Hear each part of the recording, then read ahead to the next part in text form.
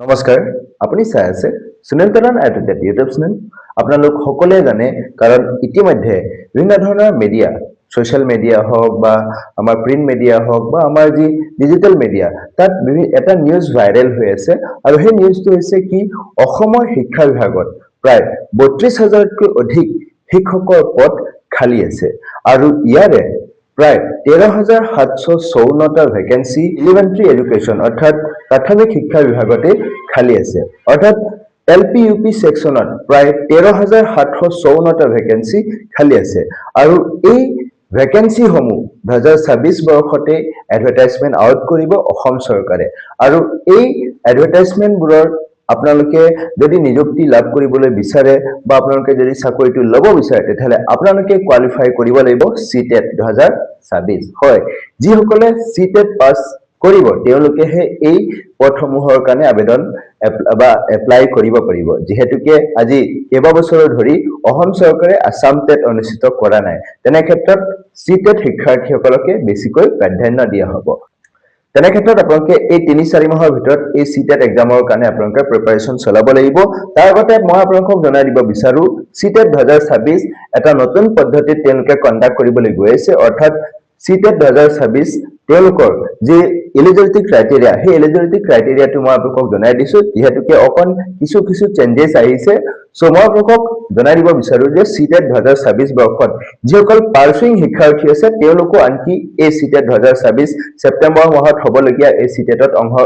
পাৰ্টিসিপেট কৰিব পাৰিব বা সিটেট 2026 দিব পাৰিব হয় পাৰ্চুইং শিক্ষাৰ্থী মানে যিসকল ডিএলএড পঢ়ি আছে বা বিএড পঢ়ি আছে তেওঁলোকো আনকি আবেদন কৰিব পাৰিব ইভেন যিসকল শিক্ষাৰ্থী ডিএলএড বা বিএড 2026 বৰ্ষত এডমিশন লম বুলি ভাবি আছে তেওঁলোকো আনকি এই সিটেট 2026 সেপ্টেম্বৰ মাহত হ'বলগীয়া সিটেটত তেওঁলোকে সিটেটটো এটেম্প কৰিব পাৰিব কেৱল মাত্ৰ তেওঁলোকৰ যি একাডেমিক কোৱালিফিকেশন হেতু থাকিব লাগিব অৰ্থাৎ যদি আপোনালোকে সিটেট এলপি সেকশনৰ দিবলৈ যায় তেতিয়াহলে আপোনালোকে হাই সেকেন্ডাৰী পাস আউট হ'ব লাগিব আৰু ডিএলএড পাৰ্চুইং দেখুৱাব লাগিব আনহাতে যদি আপোনালোকে পেপাৰটো দিব বিচাৰে অৰ্থাৎ ইউপি সেকশনৰ কাৰণে তেতিয়াহলে আপোনালোকে গ্ৰেজুৱেচন কমপ্লিট কৰিব লাগিব লগতে আপোনালোকে ডিএলএড বা বিএড পাৰ্চুইং দেখুৱাই পেলাই ডিউৰিং অনলাইন এপ্লাই প্ৰসেছ আপোনালোকে পাৰ্চুইং দেখুৱাই পেলাই আপোনালোকে এই সিটেট সেপ্টেম্বৰ মাহত হ'বলগীয়া সিটেটত আপোনালোকে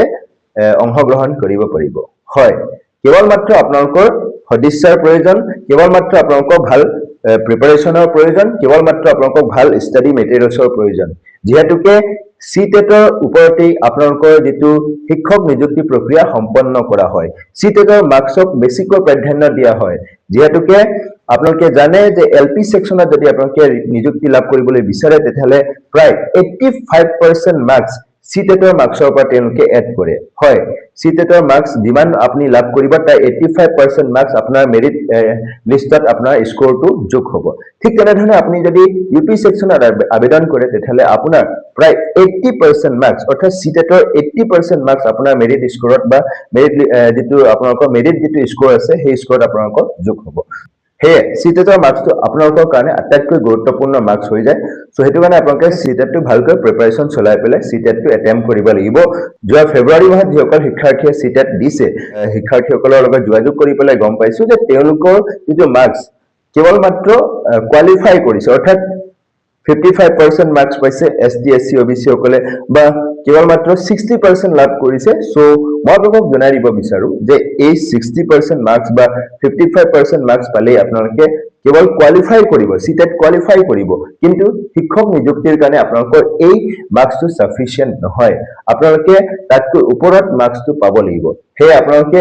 ইয়াতকৈ ওপৰত যদি মাৰ্কছটো পাবলৈ বিচাৰে বা আপোনালোকে যদি সিটেটত ভাল স্কোৰ কৰিবলৈ যদিহে আপোনালোকে বিচাৰে তেতিয়াহলে আপোনালোকৰ ষ্টাডি মেটেৰিয়েলছ ভাল হ'ব লাগিব হয় ষ্টাডি মেটেৰিয়েলছৰ কথা ক'বলৈ যাওঁতে মই আপোনালোকক জনাই দিব বিচাৰো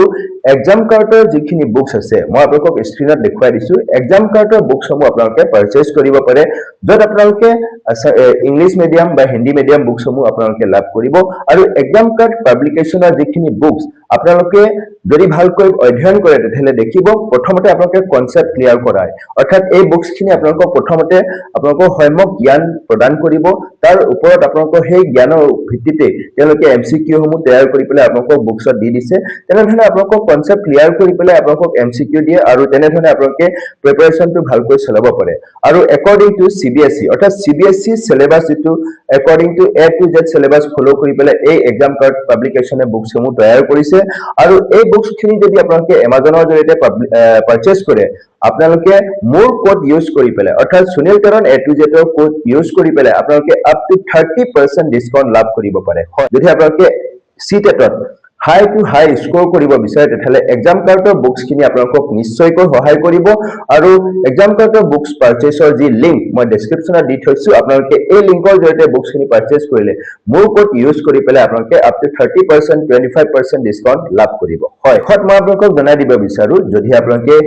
সিটেট এপ্লাই কৰিবলৈ গৈ আছে বা আপোনালোকে যদি 2026 বৰ্ষৰ সেপ্টেম্বৰ মাহত হ'বলগীয়া যি সিটেট তাত যদি অংশগ্ৰহণ কৰিব বিচাৰে তাত আপোনালোকৰ আটাইতকৈ ইম্পৰ্টেন্ট কথা ডিউৰিং এপ্লাই আপোনালোকে মনত ৰাখিব লাগিব যে L1 আৰু L2 হয় L1 আৰু L2 আপোনালোকৰ কম্পালসৰি সাবজেক্ট both পেপাৰ 1 আৰু পেপাৰ 2 পেপাৰ 1 অৰ্থাৎ LP সেকশনৰ কাৰণে আপোনালোকৰ L1 L2 কম্পালসৰি ঠিক তেনেধৰণে পেপাৰ 2 অৰ্থাৎ UP সেকশনৰ কাৰণে তাতো আপোনালোকৰ L1 আৰু L2 কম্পালসৰি আৰু মই আপোনালোকক জনাই দিব বিচাৰো যদিহে আপোনালোকে অসমত শিক্ষকতা কৰিব বিচাৰে তেতিয়াহলে L1 বা L2 আপোনালোকৰ আসামিজ থকাটো বাঞ্ছনীয় হয়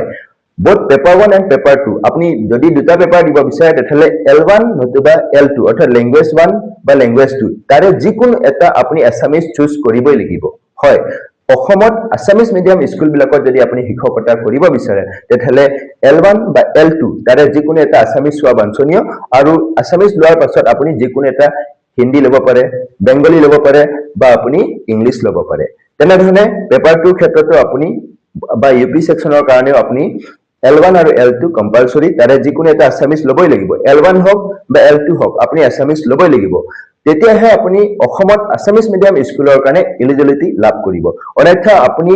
সিটেট কোৱালিফাই কৰিব কিন্তু আপোনাৰ যদি L1 আৰু L2 আসামিজ নাই তেতিয়াহলে আপুনি অসমত আসামিজ মিডিয়াম স্কুলৰ কাৰণে এলিজিবিলিটি লাভ নকৰিব হে আপোনালোকে ডিউৰিং এপ্লাই প্ৰসেস এই কথাটো আপোনালোকে মনত ৰাখিব আৰু সিটেট সম্পৰ্কত যদি কিবা থাকি গৈছে বা সিটেট সম্পৰ্কত যদি আপোনাৰ জানিবলগীয়া আছে বা যদি আপুনি অধিক তথ্য আৰু জানিব বিচাৰে তেতিয়াহলে কমেন্ট সেকশন আপোনালোকৰ বাবে লগতে ডেসক্ৰিপচনত মোৰ ফেসবুক পেজ WhatsApp চেনেলৰ লিংক লগতে মোৰ পাৰ্সোনাল মেইল আইডি দিছো যত আপোনালোকে মোৰ সৈতে পাৰ্সোনালি যোগাযোগ কৰিব পাৰিব লগতে আপোনালোকক মই ডেসক্ৰিপচনত সকলো ডিটেইলছ ইনফৰমেশন ব্ৰাউচাৰ খিনি দি থৈছো বা আপোনালোকৰ যেটো এপ্লাই কৰাৰ প্ৰসেস কেনেকৈ কি কৰিব সম্পূৰ্ণ ডিটেইলছ দি থৈছো আপোনালোকে চাব পাৰে আৰু এই ভিডিঅ আপোনাক যদি সঁচাকৈ উপকৃত হোৱা যেন অনুভৱ হৈছে তেতিয়াহলে লাইক শেয়াৰ কমেন্ট কৰাৰ লগতে মোৰ এই চেনেলটি এটা পৰ্যন্ত যদি সাবস্ক্ৰাইব কৰি মোক আগলৈ এনে ধৰণৰ নতুন নতুন ভিডিঅ বনোৱাত প্ৰেৰণা যোগাব বুলি মই আশা ৰাখিলো আৰু এই ভিডিঅ শেষলৈকে চাবৰ বাবে আপোনাক অশেষ ধন্যবাদ জয় আই অসম